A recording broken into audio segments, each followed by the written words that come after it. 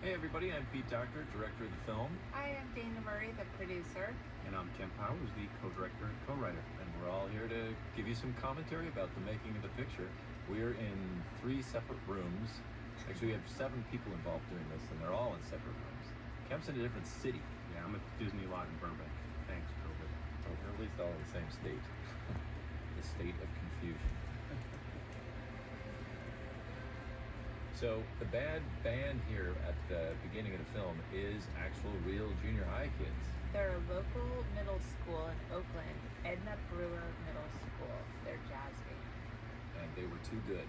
They came in, we brought them up to Skywalker, and they were too good. We had to tell them, pretend like you're bad.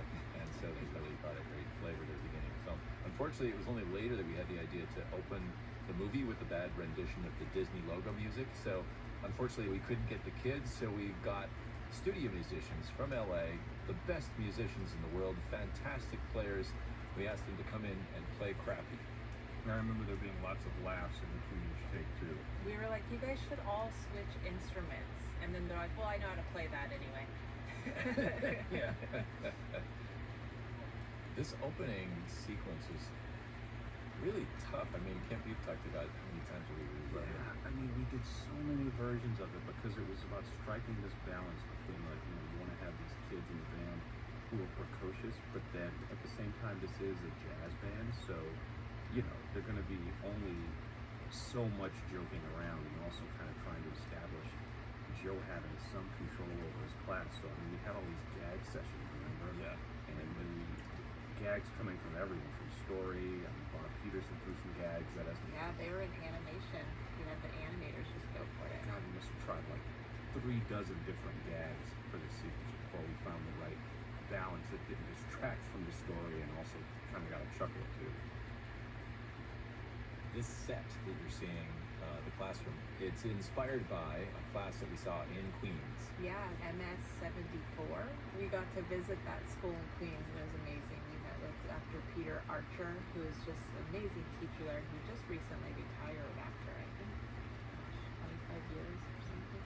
Yeah, everybody loved his class. All the students and the other teachers were like, oh, we love him. So, in fact, that same sentiment was echoed. One of our other experts was George Spencer. He is a jazz band teacher here in Emeryville.